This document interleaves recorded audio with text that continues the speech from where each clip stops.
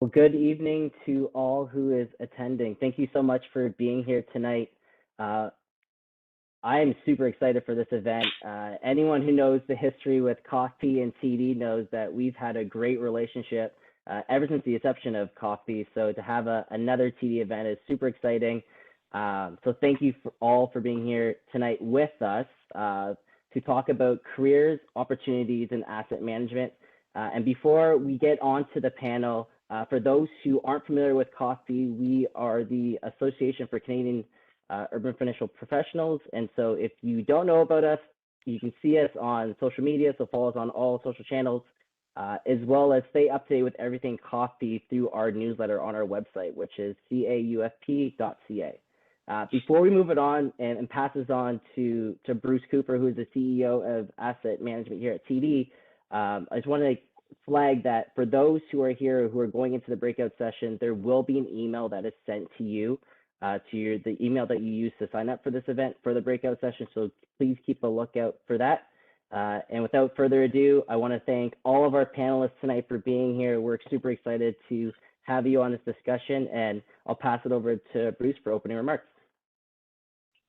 Well, thanks very much, Delmar. Really appreciate the invitation this afternoon. Absolutely terrific to be here with all of you today.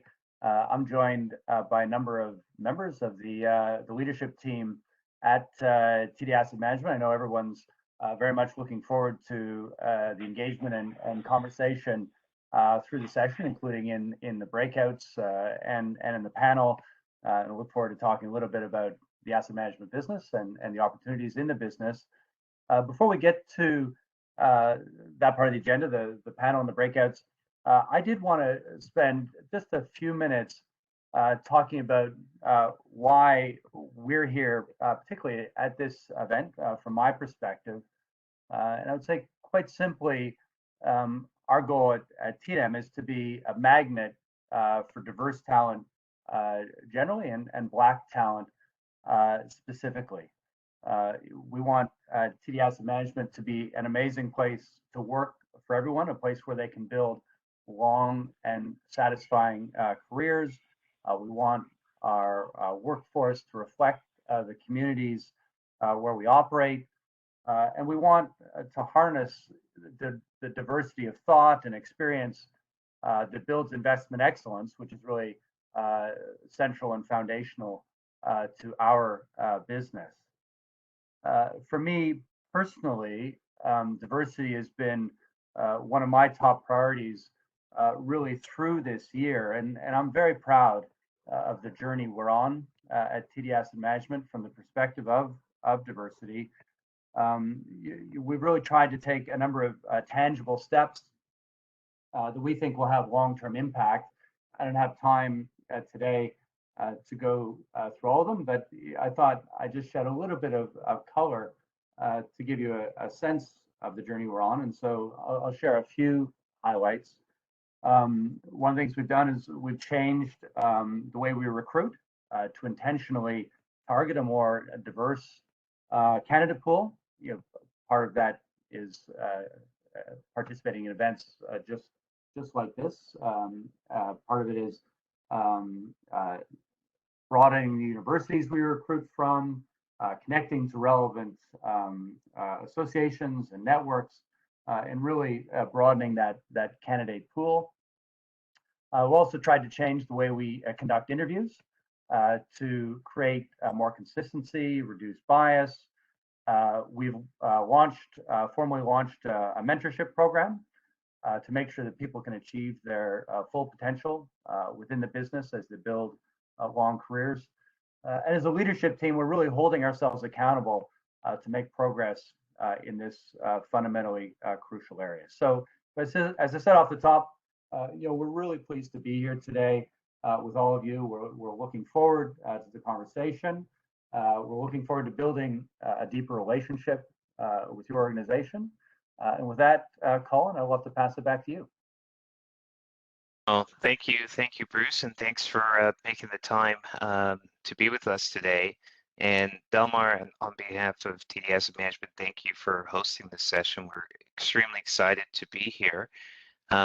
we'll move into the panel conversation, and that will be followed in about 30 to 40 minutes by breakout rooms. And in the breakout rooms, you'll have the opportunity, everybody, to meet with a couple members of the TD Asset Management team and to ask questions on the industry in general or areas that you're particularly interested in.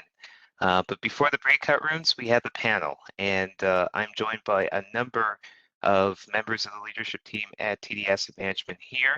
And rather than bore everybody with me introducing them, what I thought I would do is ask them to introduce themselves in the sense of telling us what they do at TD Asset Management, something really interested about themselves as well that we wouldn't have figured out from their biography. And then lastly, because we all come from different places, especially academically, what they studied at university. So with those as sort of the three introductory questions, perhaps I'll pose them first to Julie, who's on mute. Apparently, after all this time, I still don't know how to unmute. But yes, I'm head of risk management at TDAM, and what that really consists of is two major things, which would be investment risk, where the team works closely with portfolio management teams to escalate any unintended risks, as well as regulatory and policy governance, where we make sure we're complying with rules. We're heavily regulated, so it's quite fun for any of you who are considering a career in people with analytic skills, as well as people who want to go to regulatory and policy governance. So you like to read a lot of stuff. Both can have great careers. So that's my pitch for my business. Sorry, that's how I'm starting it, everybody. Something interesting about myself. I guess I have 4 kids, all boys. The youngest, which is like 18, so they're not really kids anymore. And I guess I could say I have a black belt in karate, which comes in handy with the 4 boys. The background, my background was, I come from the West Coast, so I have a degree in economics. Economics because, I was taking computer science, got a little tired of studying all the time, so just wanted to finish and work. So that's the background. And look, did I miss anything, Colin? No, you got all 3, so that's great. Go. Who's next? David Sykes is next. Hi, everyone. My name is David Sykes. I've been with TD now for 24 years, 22 of those with TD Asset Management. I lead something called the Public Equities Group. So I have a team of 64 people, and we take money from clients and invest it in equities or stocks or shares, all interchangeable terms. And we invest in Canadian stocks, US stocks, European, global, emerging market, right across the globe now. In terms of what I studied at university, I did a little bit of everything, and I'm not traditional. A lot of people have accounting backgrounds or finance, but I did economics and political science and philosophy and international relations. So a little bit different. And there's not that much interesting about me, but I guess for the purpose of this group, I was born and raised in Halifax, Nova Scotia, which means that I like folk music, I drink a lot of beer, and I quite often am the last to leave the party. So I'll leave it at that. That's an accomplishment. Great, thanks, David. Next up is Mike Augustine. Oh, hey, everybody. Yeah, so at TD, I lead 3 portfolio management teams. So passive fixed income, private debt, and asset liability management. We're mostly focused on meeting client objectives, and those clients tend to be pension funds and insurance companies.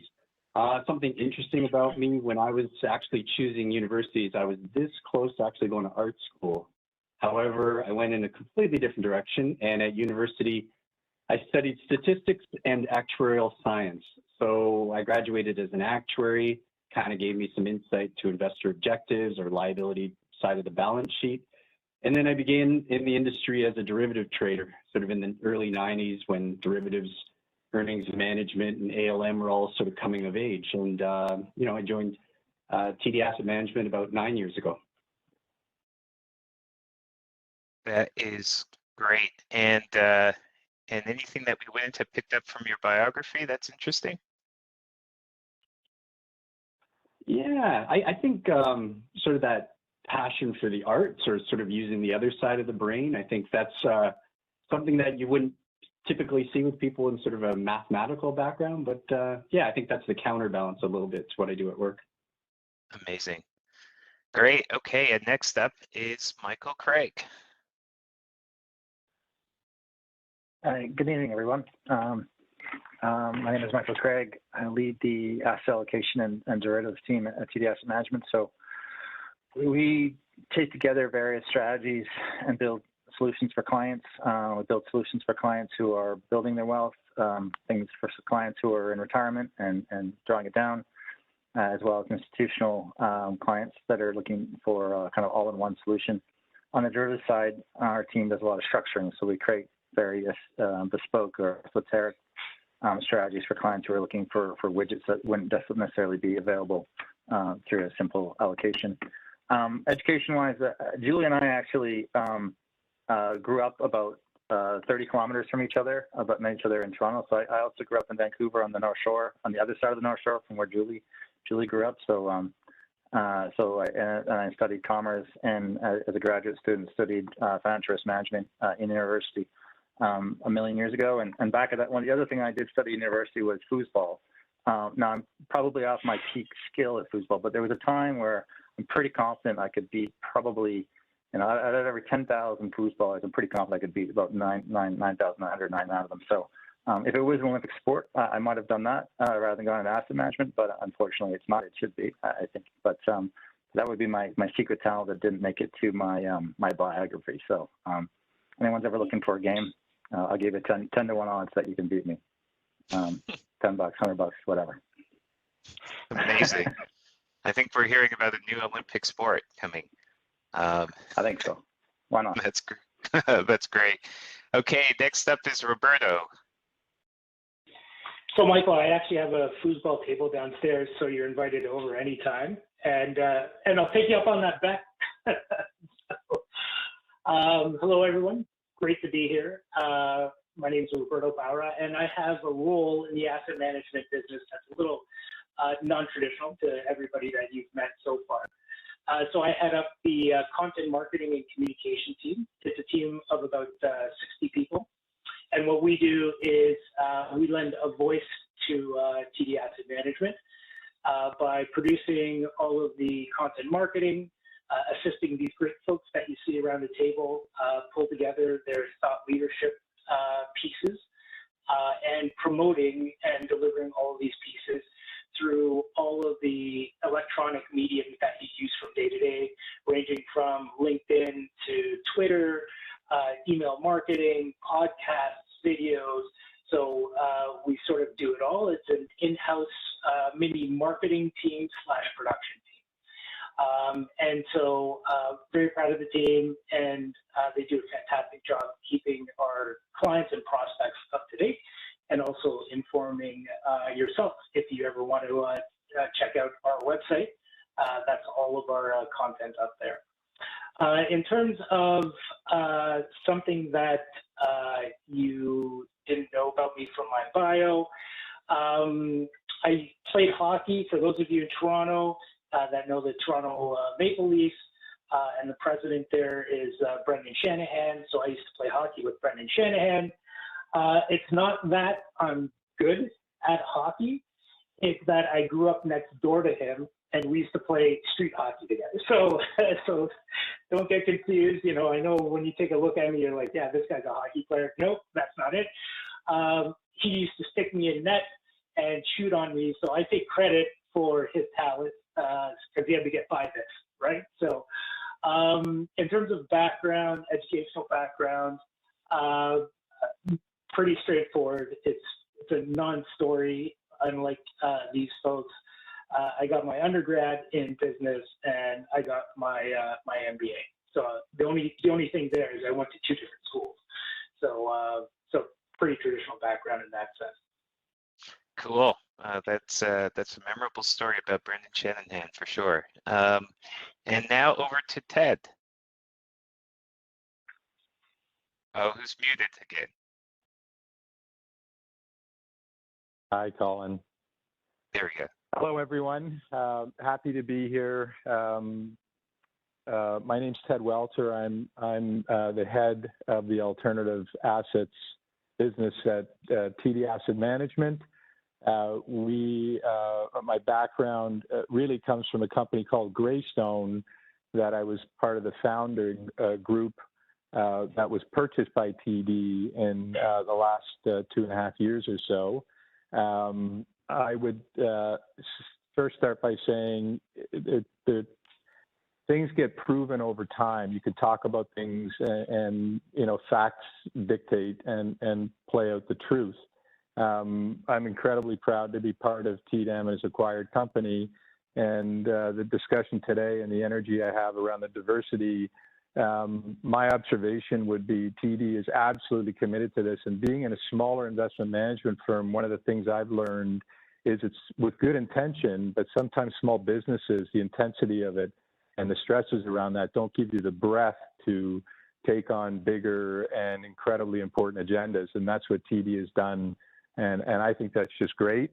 The business that I'm responsible for, and Colin's my partner in this, is the alternatives, which are Canadian real estate, global infrastructure, and Canadian mortgage asset classes. We create solutions for institutional investors and private retail investors. My background is business. I did not like school. I always worked.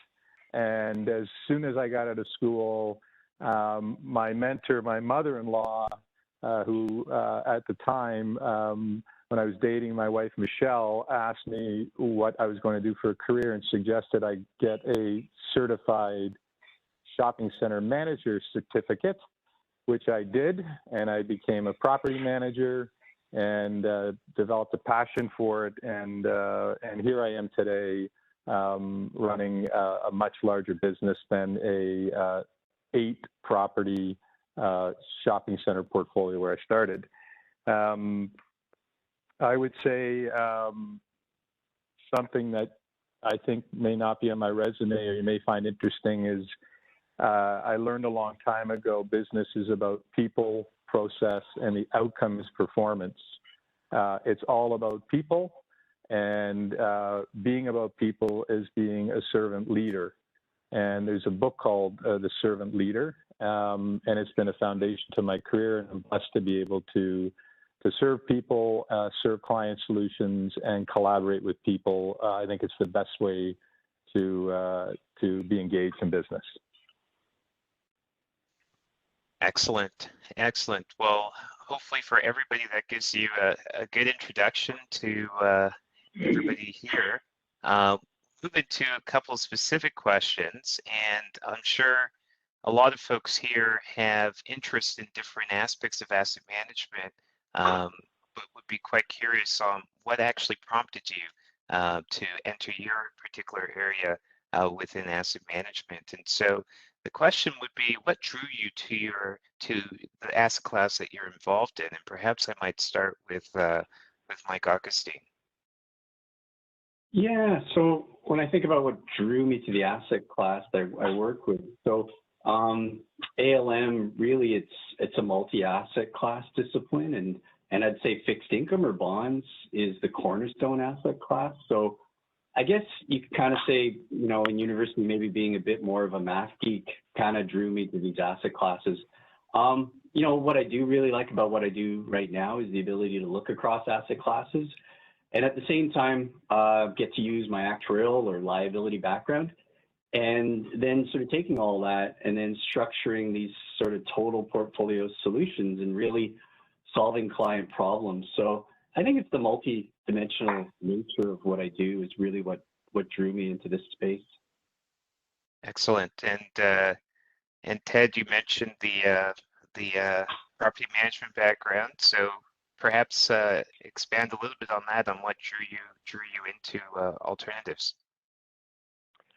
Well, I think perhaps the journey of my career in alternatives, would be never in my wildest dreams would I have anticipated I'm here on this call talking about the business I've had the pleasure of being a part of building. But I think what I would observe in the context of the people on the calls here, my bias would tilt into the alternative asset classes or private asset classes, the engagement on making investment decisions. You can physically touch properties. You can be curious about architecture, business, the environment, people, organizations. A lot of these alternative asset classes, we call them service providers to the broader economy. So you can be exposed to all different types of businesses who are tenants or who are part of the journey of developing and building these alternative assets. So for me, what I've always found fascinating about the alternatives business is, first of all, the diversity of people by education and everything else with you qualify diversity. It's an asset class that you can come at it a million different ways. When you get into it, if you have a passion for it, the ability to be curious and continue to learn new things never ends. And finally, I would say from a people perspective, you get to negotiate directly, purchase and sale agreements, contracts, and that engagement and the strategy and the collaboration and everything associated with that. I've never lost my interest and fascination for the engagement and in the art of the deal, which I think is quite interesting about the alternatives business. Very cool. What about David? What drew you to your asset class? Yeah, it was a bit of luck and a lot of curiosity. So I finished graduate school in the UK and I came back to Canada. I needed a job, and I started in the retail bank with TD. And walking to the subway one night, there was a big giant ticker tape went across, and it said that TD Bank was trading at $54.31. This was November 1997. And the next day, I remember asking my boss, "Why is TD traded at $54.31?" And I got a wholly unsatisfactory answer, which made no sense to me. And I wanted to then figure it out. And why did that price move up and down every day? And why did other prices move up and down? And so that was really the start of my journey. And I started doing Canadian Securities course and CFA and worked my way into asset management. And so it was really trying to answer fundamental questions about why do businesses trade at the equity values they trade. And that was my curiosity. And I'm really glad I was curious about that because I really, really enjoy it. And if you like learning about different businesses and you have a insatiable appetite for information and knowledge, it's really cool, and it changes constantly all the time. Yeah, that's great, and thanks for that. We'll move on to another question, which is about careers, and everybody here has had pretty successful careers in the asset management space. I'm curious about what role would you say that mentorship or sponsorship has played in your career? Perhaps I'll start with Roberto. Yeah, so I believe in it wholeheartedly. My background may have been a little bit different than others sitting around the table in that. This role is, I think, my 8th role within TD over the last 20 plus years. And I think it would be very hard to move around the bank without having some level of support. Not only some level of support, but some level of knowledge of how the organization functions, who to go to seek out opportunities within the organization. I mean, we're 80,000 plus strong within this organization, so you can't do it yourself. And so I've heavily depended on mentorship and sponsorship from 2 aspects. One is to learn about the organization and to learn how to navigate within the organization, because that's an art in and of itself. And then 2, to get that support to help facilitate that movement within the organization. And so every move within the organization that I've made has included thoughtful discussions with a mentor and or a sponsor, and has opened my eyes to opportunities that I've never even sometimes expected.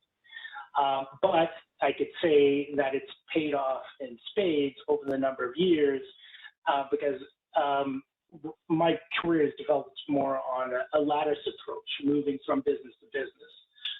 Not always in the asset management business. I was on the product side. I was in operations. I was in sales. But it's all come together in this role because I utilize all of those skill sets that I've learned throughout the years in this role to be as successful as possible. And again, wouldn't have happened without mentorship and sponsorship. And the opportunities, you can be very planful in some cases and plan out your career from every single move. I'd say it's relatively rare in an organization like this, which is why you need that access to mentorship and sponsorship for people to help guide you through the process and give you those opportunities that you may not have thought about.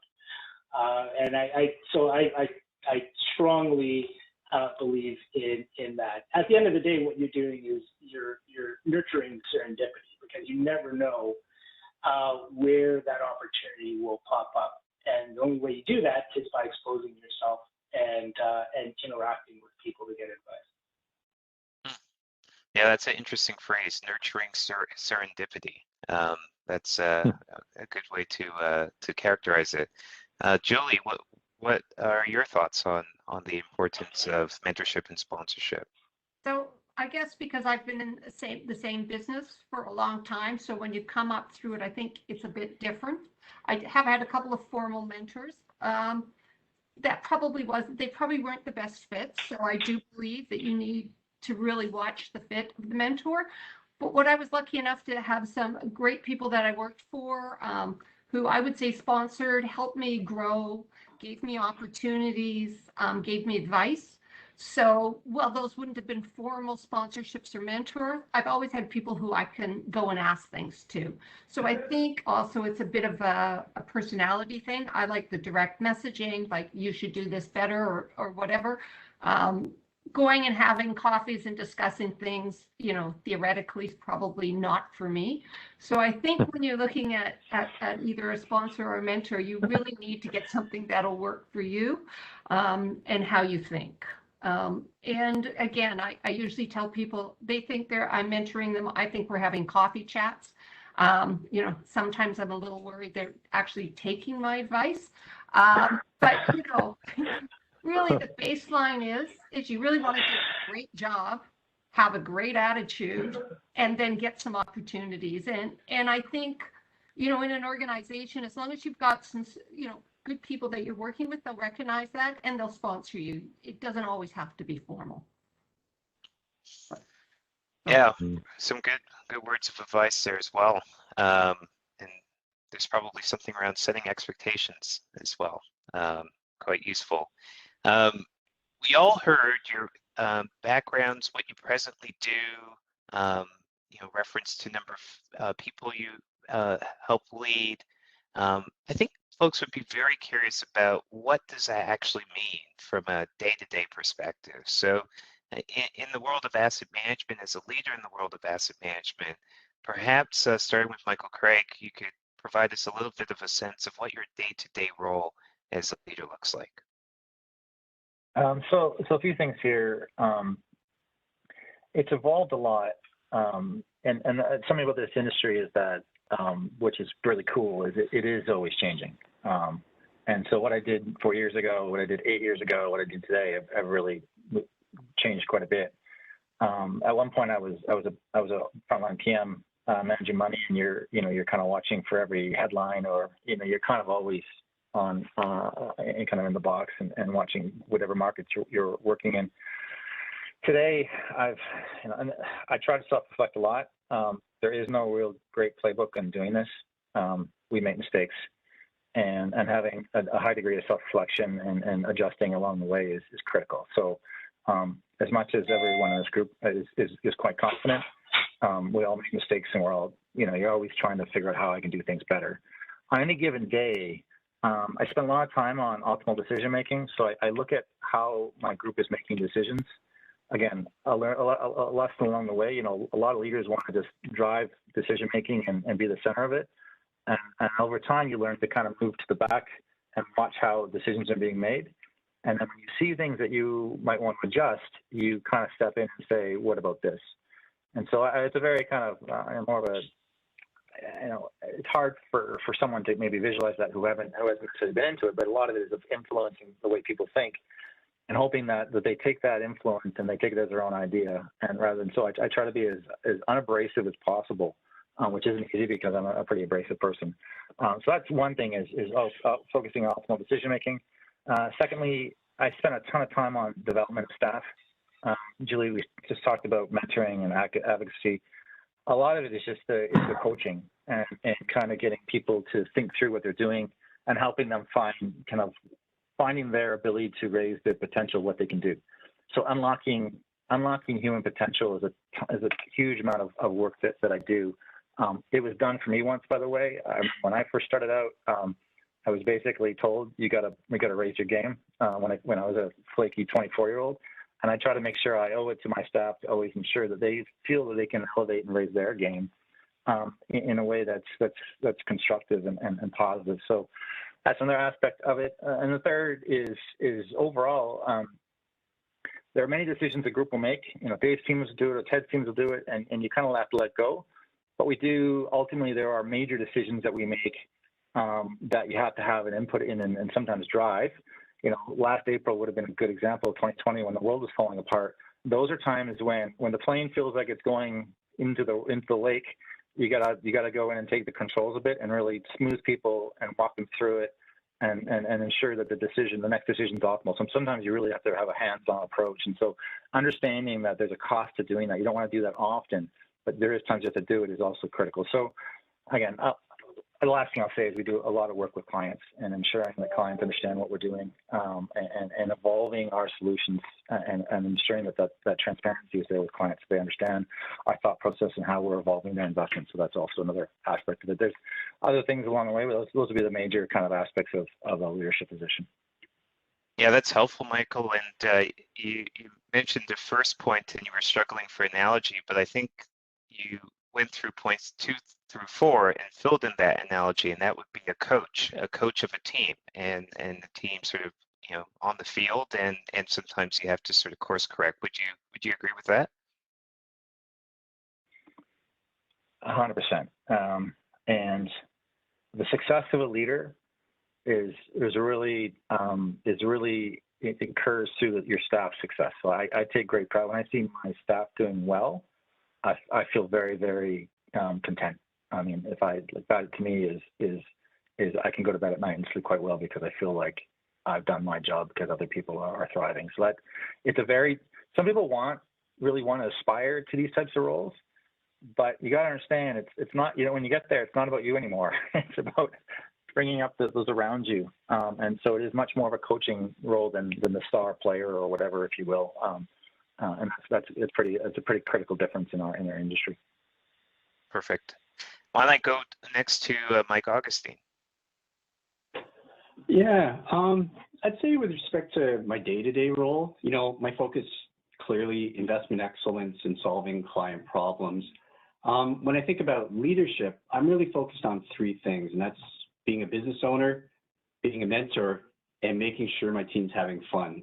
So, as a business owner, again, I run what I'd say is a very innovative business within the broader set of TDAM businesses.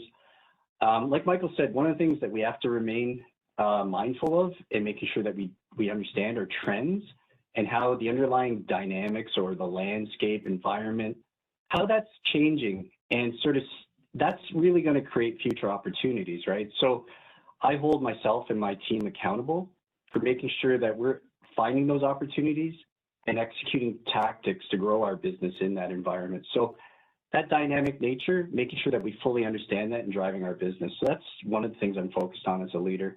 We talked a lot about mentorship, and that's, certainly what I'm focused on with my team. Like Mike said, a lot of the joy that we get out of our roles is developing staff. I know and can remember the people that really helped me develop, and sort of you feel that obligation to pass along experience. And then obviously as a manager, as you've built strong teams, that only makes your job easier, right? So that's a huge area of focus for me, and it's kind of that investing in the future.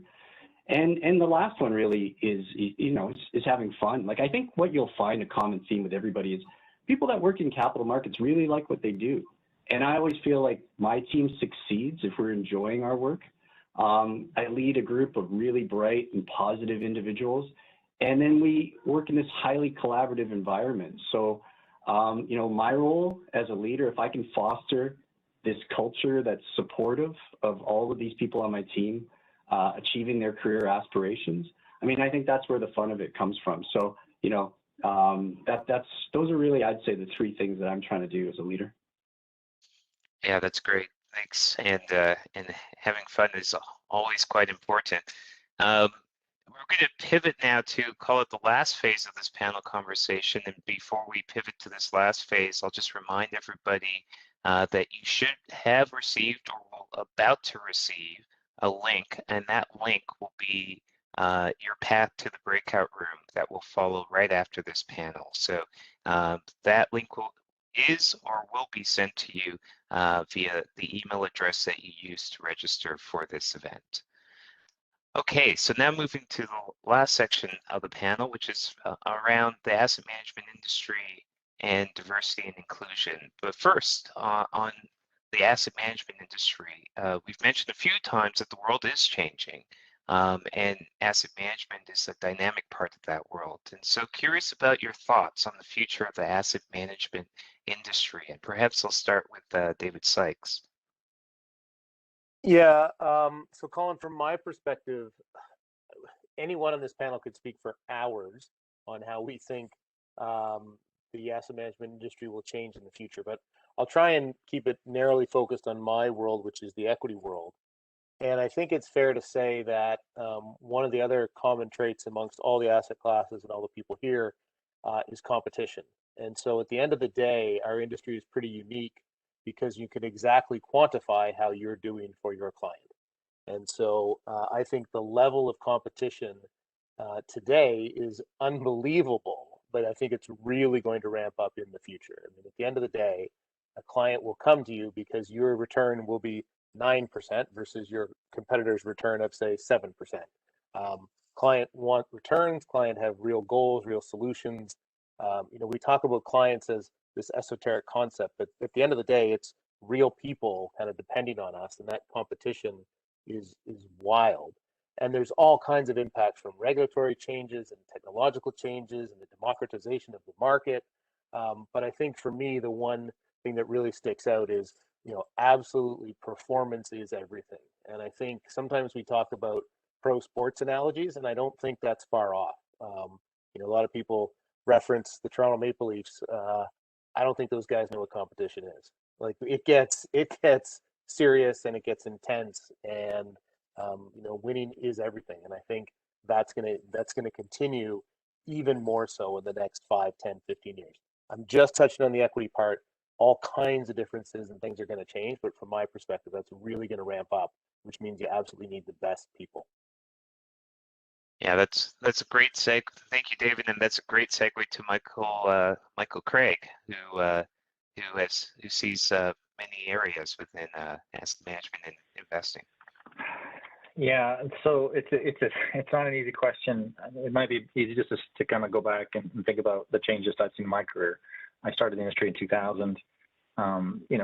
Broadly speaking, if you worked at a Canadian firm, the focus was Canada and maybe the US, and it had fixed income. You fast forward 20 years on, now on our equity side, David has teams in Hong Kong, Regina in New York, all over the world, investing in companies all around the world. Within the fixed income, broad breadth globally, we have, I heard the word democratization of investing. Today, unlike any previous periods in time, investors can actually access real assets, infrastructure, commercial mortgages, real estate, etc. And so there's what you can do today versus what you could do 10, 20 years ago is dramatically different. And then you throw in a couple of new things wherein ESG has become far more important. So investors today are quickly moving to, there's a return aspect, but many investors today are also saying, well, what are the impacts from my investments? And that's moving at an exponential rate. And technology, where, with cloud-based computing and a lot of the analytics we use, again, what we can do today is greatly way past. And I started out my career as a programmer and an architect of investment systems. So what I did is like Mickey Mouse versus to like it's so to ask me what it looks like in the future is tricky because there's so much happening right now. My sense is that we've gone from a world where certain people invested and they had a handful of stocks to really customized investing. So kind of customization for everybody, I think, is probably the next stop, whereby someone can come in, you'd understand their job situation, their spending habits when they want to retire, and then you can actually almost have a fully tailored portfolio for that. Not only like what you're seeing in healthcare and dentistry, all kinds of tailoring for the individual. And I think that's probably where the industry goes. The skills that are going to be required. On this panel, we have people with arts background, with business background, with mathematics background, engineering. That will not change. And that's one of the neat things about this profession is we need diversity in thought and skill sets and backgrounds because it's so hard to understand the world. Nobody has any monopoly on understanding how the world works. And if I just laid out what's coming down the pike in terms of kind of this ability to mass customize solutions, that's going to take a tremendous amount of effort to pull that off. And so I think that's kind of where investment business is going. The other thing too, it's interesting is it's not an easy business to scale globally. There's a couple of big players, globally speaking, but it's not easy because of the regulatory environments around the world. So that's the other thing about this business is it's not.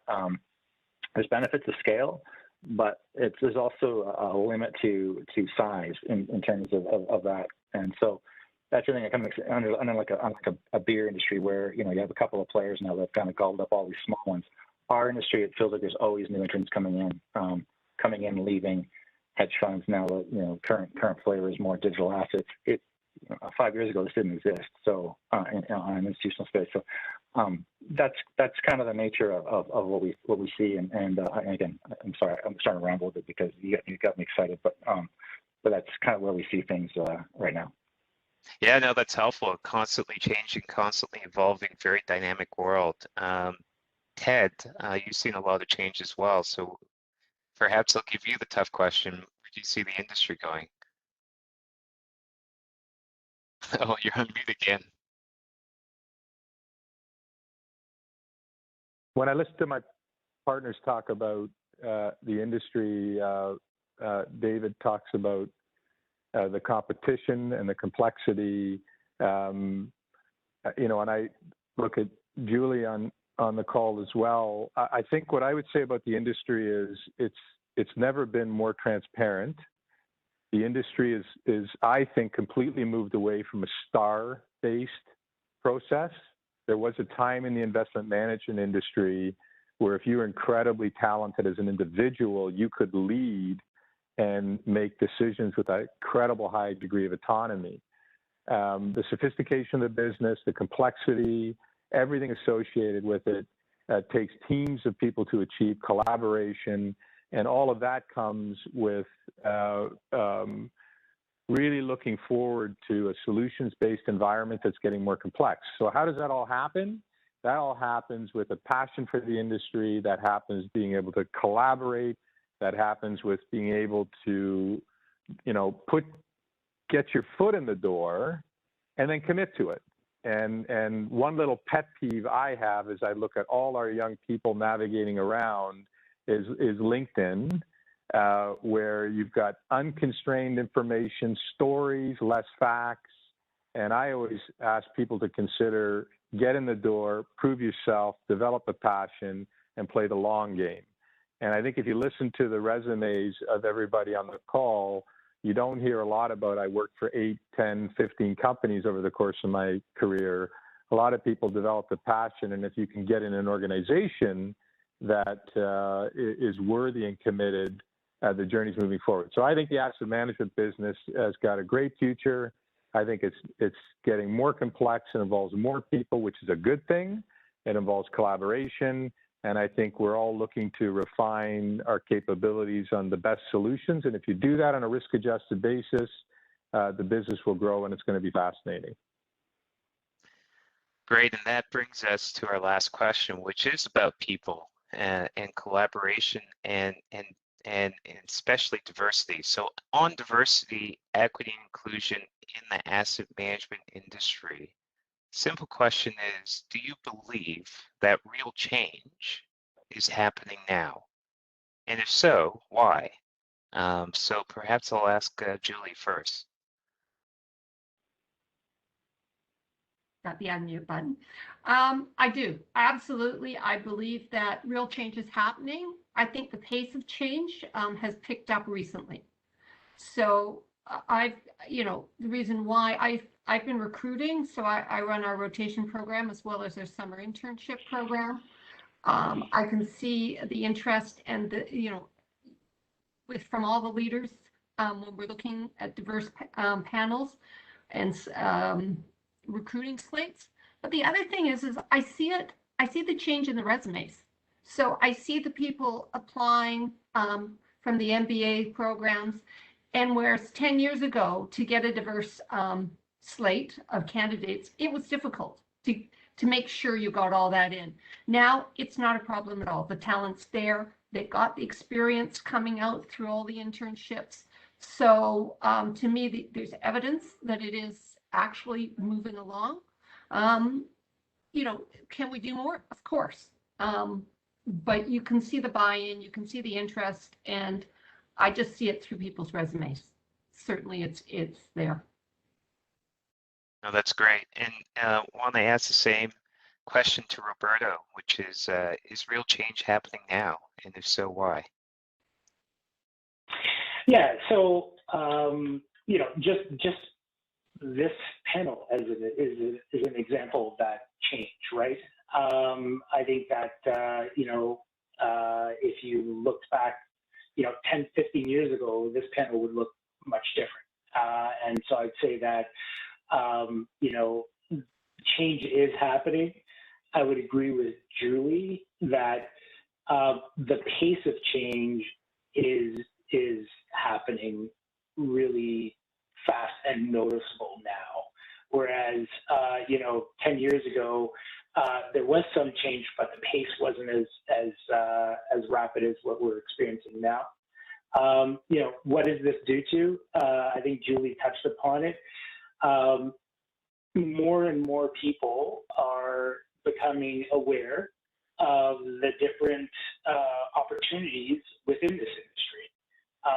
You have to be highly skilled, you have to have certain credentials to get into this industry. And in the past, perhaps people weren't exposed to what those credentials were or the needs to be successful in this industry.